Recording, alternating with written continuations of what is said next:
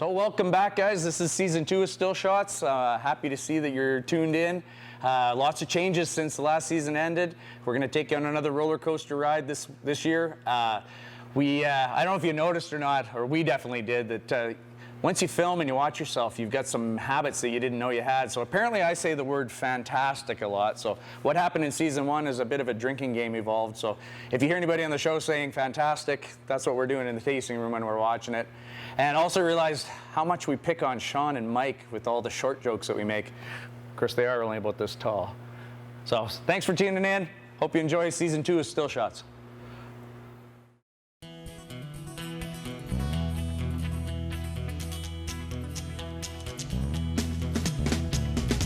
Diesel, diesel, let it pour, pour, pour.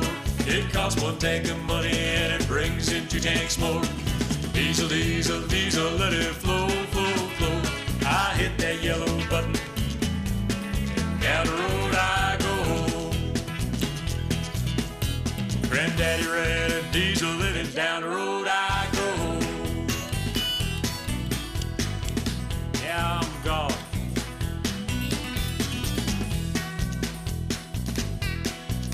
Let her flow.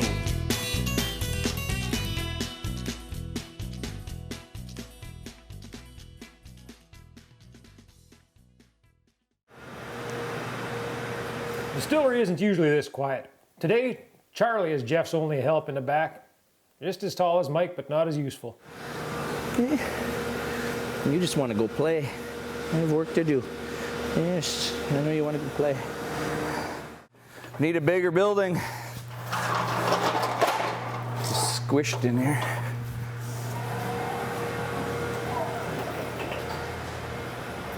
Come in.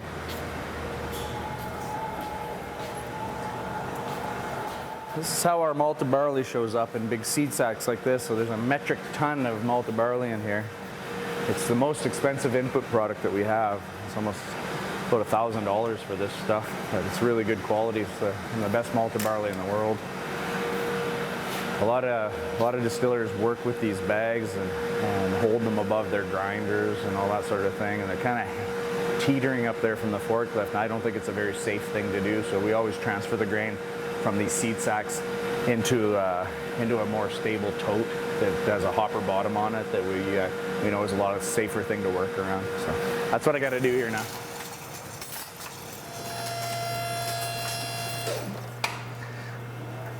Here's the problem with this thing. It's the height of these seed sacks can just barely get it high enough to get it over our tote. I don't even feel safe being underneath it here for this part.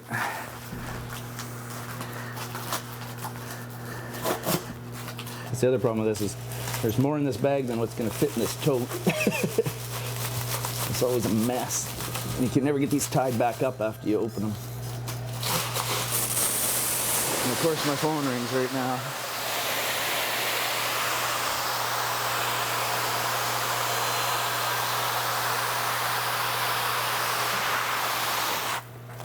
The good thing is, gravity stops it.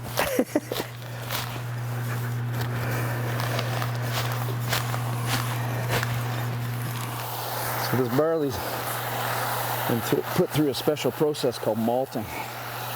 When you malt a grain, you trick it into starting to grow by getting it to the right moisture content and the right temperature, right amount of light.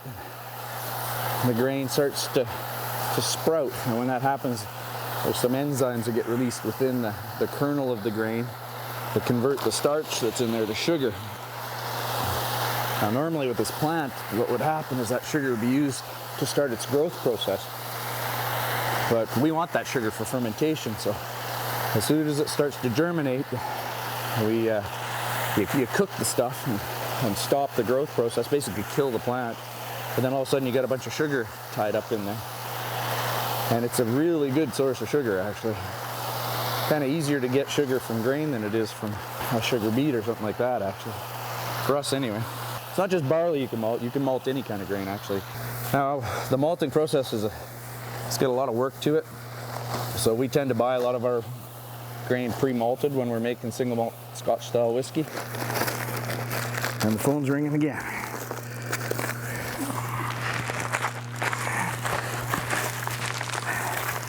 Today is not a good day to be short-staffed, but you can't do anything about it sometimes.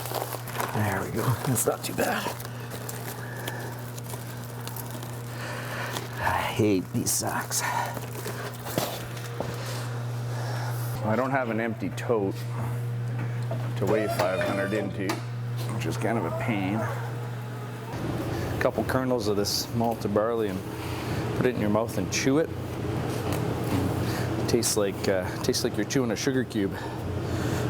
It's a big difference than a regular grain, that's for sure. And we're getting this stuff from Rahr Malting, and then we get a little bit of malt from Origin Malt as well. And then there's another malt house called Red Shed that we got a little bit from too. So always experimenting. Yeah, I'm gone. Well, Mike and the new brewmaster Angus are on their way to the Rahr Malting plant in Alex, Alberta. You're going to learn exactly what it takes to get a good malted grain. We are at Rahr Malting Canada Limited. Going to meet Bob Sutton. Got a little gift for him. Angus and I are going to do a tour. Hey, Bob. Mike. Hey, how you doing? How you doing? Really good. Good to see Welcome. you. Thanks. Welcome. Thanks a lot. Yeah, I brought Angus along, Hey, Angus. our brewmaster. So. Good to meet you. How are you? Not so bad. Well, welcome to Alex. Got Cody Marshall, our plant manager, Hi, Cody. Hey there. Mike. Pleased to meet you, nice Mike. to meet you. and Dave Patterson's one of our maltsters. Pleased to meet you, Hi, Angus. Dave. Nice to meet you. So they're going to be pleased to tour you around today. Oh, that's and show really you how awesome. we make malt here. Right on. Yeah. Mike and Angus are ready to see how Rahr's first step is bringing in that grain from local farmers. Good luck. See you later, Bob. I'll look after you. Yeah, I bet. Okay. Lab part. This is the quality control lab. Quality control. lab. Yes. For incoming barley. Oh yeah. Yeah. Cool. Yeah. Brand new facility. Brand new facility. Yeah. So in here we grade all the barley. We do numerous tests that we can sample the truck and unload it in about 12 minutes. 12 minutes. Yeah. Holy smokes, that's fast. Yeah. And the guys don't even have to get out of the truck, basically. No, They drive they- up, probe goes into the top, Yeah. grabs a couple of. Yep, grabs a sample out of each hopper. The probe is actually on camera. Oh, cool. So the girls will flag the truck with the lights. They'll swing the probe over, probe it, suck the sample this way, comes over to here, comes into here. They'll grab it, they'll actually lay it out on the mat, they'll look at it, and see if there's any, of course they're looking for bugs, they're looking for all Foreign sorts of different foreign things, stuff, foreign yeah. materials. If it passes with the TZ machine, we get good protein, good germination with the TZ, then they'll actually let the truck go unload. Gotcha. And that all happens in 12 minutes. Yes. That's wicked. Yeah. So yeah, this is the stuff we put away 3 years ago exactly. And it started in the little barrels. This is the 4th barrel it's been in 3 years. And it's ready. We've sampled a little taster of it. Because it's been in so many barrels, it doesn't taste like it's only 3 years old. So, pretty excited to get this out on the market. We had to make decisions 3 years ago about what products to make when, and you know, it's a balance between planning for the future and paying the utility bills that day kind of thing. So most guys that have distilleries, they make vodka for the first 3 years to keep the lights on and barrel whiskey and set it aside in the meantime and try not to go broke for the first 3 years. So this stuff's our baby right here. And right now, single malt whiskey or Scotch style whiskey is the most in-demand whiskey on the planet. There's a huge demand for it in Asia and India, Japan. I gotta tell you, I'm a little bit nervous about this because if anything goes wrong right now, that's 3 years worth of work out the window. And it's an expensive product, you know, we have a waiting list going for it at about 100, 120 bucks a bottle, something like that. So you think about one barrel's got $25,000 worth of stuff in it.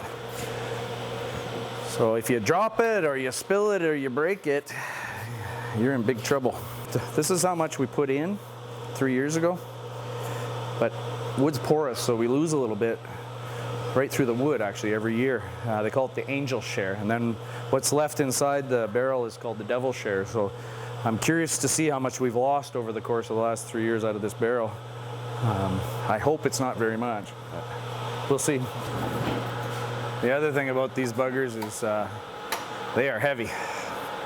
You know, you got 55 gallons in here, times it by 3.85. That's how many kilograms are in there. So, you know, you're looking at almost 800 pounds for one of these things. You can't manhandle it. I wish the boys were here. It's kind of a big deal right now. Brakes. If I can pull this off without spilling any of this, it's going to be a miracle.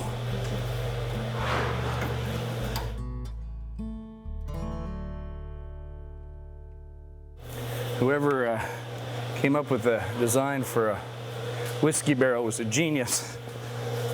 Because even though they are that heavy, because of the shape of them, you can spin them, move them, and twist them, and turn them. And they're actually not that hard of a piece of equipment to work with. Before the days of the forklift, they were doing all this by hand. So had to be smarter back then. Not rely on technology so much. And we've wax sealed it, make sure it doesn't leak. But that's going to be a challenge getting this thing out of here. So we took a piece of copper pipe and turned it into a bung remover. The little piece of wood that plugs the hole in the barrel is called a bung. That's where the term bung hole came from.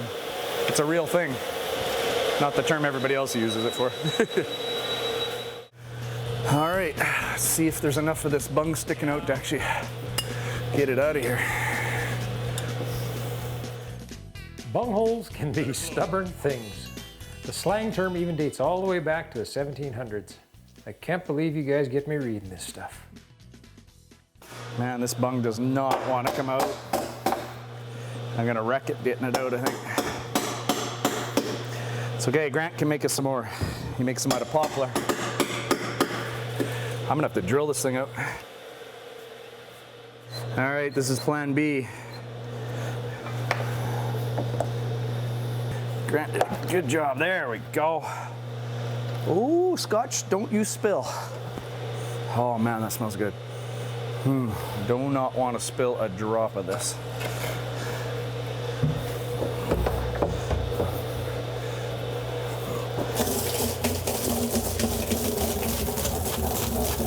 Oh, the red from the sherry cask is beautiful. Take it out that way. We don't want to fill this barrel full of holes because we want to use it 2 more times.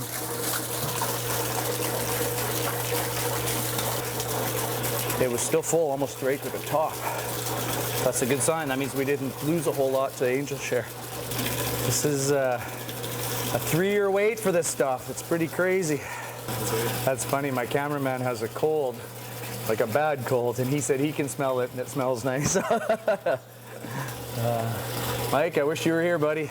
Let's check back in with Mike and Angus to see how their tour is going at the Rahr Malting facility.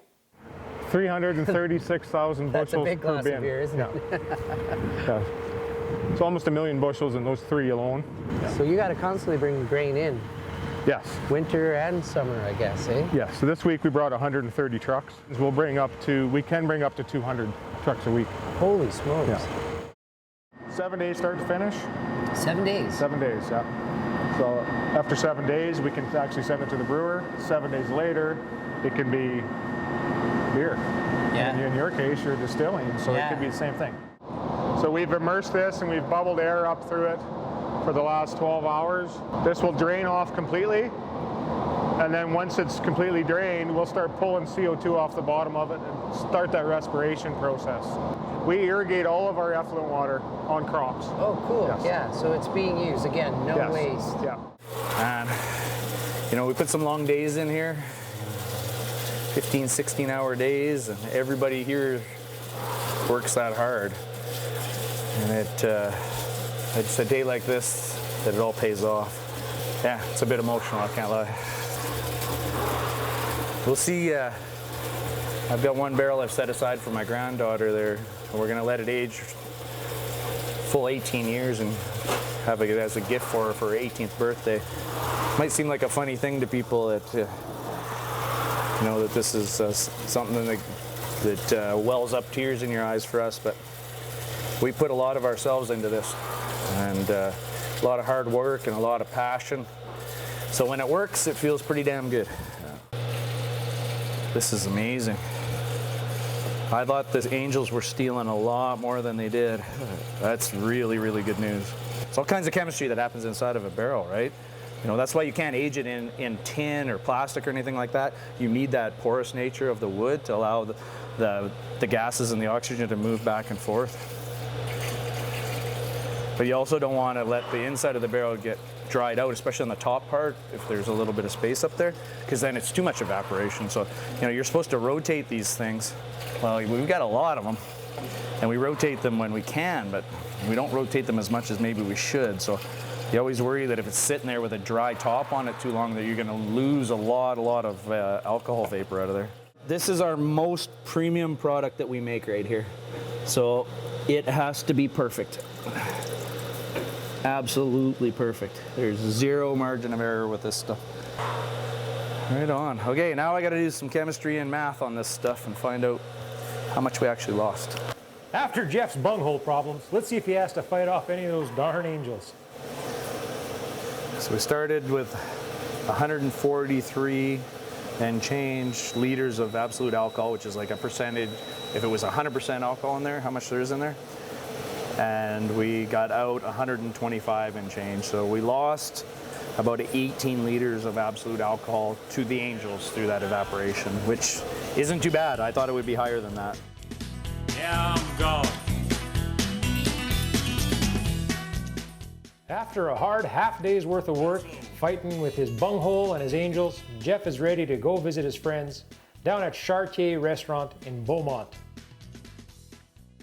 We live just on the outskirts of Beaumont. Okay. My family's been in the area for over 100 years, so No we have kidding. really, really deep roots here. So actually the house that we lived in for a while, my daughter was the 7th generation to live in that That's house. incredible. My great-great-grandfather built it. The whole idea came when Darren and I finally had a date night. We have a daughter, and finally had the night off, and so we started driving into Beaumont, and we got into town, and we said, where the heck are we going? Like the whole idea from it came out of the need for us to have a spot to go on our date night. So we could have a date night. Which I don't think we've had since we opened, but that's okay. So we had 558 people that invested $108,000 and created this sense of community. 558 people. That's amazing. It's crazy. We said that we wanted to be our own boss, and then suddenly we had 558 bosses of owners that really felt invested in the restaurant and really took pride in what we were doing and cared about what was happening in Chartier. So it just did a wash, you can smell the chlorine. So this is an empty vessel. Stainless steel screws, stainless steel floor. These screws are stainless. Walls are lined with stainless. And the chlorine washes just to make sure no bacteria starts growing anywhere or anything bad, mold or anything like that. Yeah, all the floors in the building look the same. They're all a slotted stainless steel screen. This is a full germination vessel. Grain bed layer is about 5.5 feet deep. You can see the pattern in the leaves as those screws, the left and the right, go together. It takes 3 hours, 40 minutes to do a turn. Modern malting has changed dramatically. It's believed that malting was originally done in small streams and rivers, just like moonshining. We're definitely finding there's a consumer trend, especially in the food and beverage industry, to source local, make sure they're getting things that are in season, that sort of thing. And from our perspective, that's huge, because we know that if people are spending money at a local business, the money stays in the community and it continues to circulate. It doesn't leave. It's not the Walmart model of business where every dollar that gets spent goes to foreign shareholders somewhere else. It's not just about what the cheapest thing is, it's what tastes the best. If I'm going to indulge, what do I want to indulge in? Makes sense. People are a lot more aware of where their money's going and where they're spending that, and it's a feel-good piece to know that they are supporting a small local business or a mom and pop shop or an independent local business person instead of kind of the mass corporation, which is the really money nice. staying in the community is a big driving force behind this trend for sure. Absolutely. And the fact that now we're up to 20 staff. You know, my staff come here and eat. You know, Schneiders come here and eat. You know, you come and buy our liquor. You know, you're getting mushrooms from the Gruger Market people. You know, we've built this incredible circular community that I think can go forever. It's pretty cool, actually. It's an extremely exciting day for us today because I literally just dumped our first 2 barrels of scotch into the bottling area like 5 minutes ago before I came here. Oh my God. So this is from 3 years ago. I've been waiting for 3 years for this day. Absolute labor of love, and you have to have incredible patience for it. And you're not sure if all that hard work you did a long time ago is going to pay off until you get to the day where you get to dump it out and taste it and say, hey, it worked. It's hugely, hugely rewarding.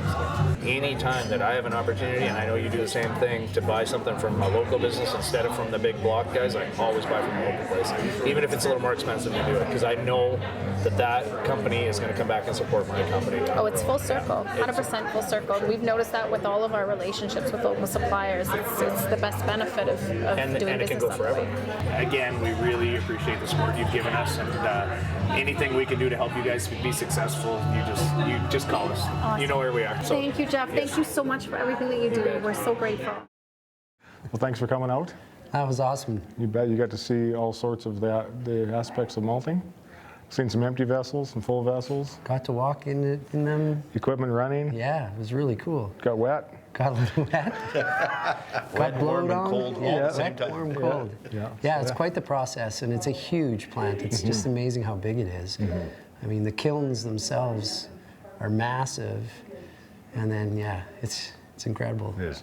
Okay. Well, thanks a lot for the tour. We really appreciate it. You bet. Angus and You I bet. really Anytime. enjoyed it. Yep. Anytime. Bob, Thanks again. Good time. enjoy Great that treat. scotch, eh? Thanks for coming out. Yeah. You bet. Thanks a lot, guys. Look forward to trying your beer. Okay. We'll see you guys later. Yeah.